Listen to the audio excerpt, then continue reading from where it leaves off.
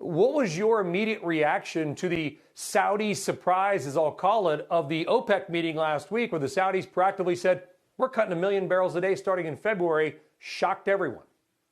No, thank you, Brian. It's always great to be on your show. And the last time we saw each other, sad to say, was at the Goldman Conference in Florida about a year ago. We just had that Goldman Conference just last week.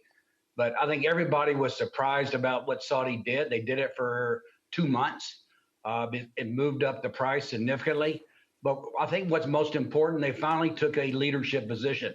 As you know, they've been negotiating between Russia, UAE, Iraqis, and they finally took what I call a very important decision. It's a short-term decision, and they ended up making money off of it by cutting 1 million barrels a day for roughly 2 months.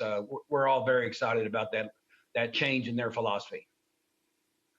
Yeah, and I want to give you credit, by the way. You're the only American CEO that I've seen who's got on a plane and flown over to Vienna, Austria, maybe some before you, but you're the only one I've seen that's actually been to an OPEC meeting. All right, Scott, as you know, next week's the inauguration.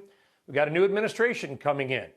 What are you and your team expecting from this incoming administration? Do you think we're going to see an all-out ban on fracking, a ban on federal lands? What's your best estimation of incoming energy policy?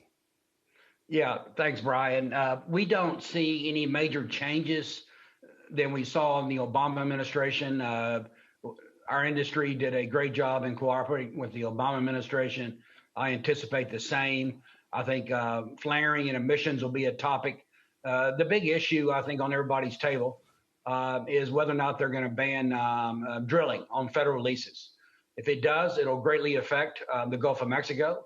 It'll greatly affect New Mexico in the Permian Basin, Wyoming, and the Bakken.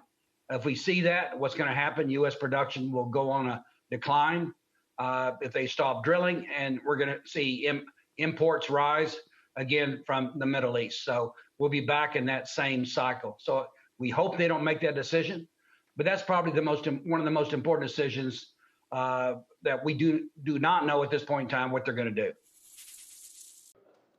Shepard Smith here. Thanks for watching CNBC on YouTube.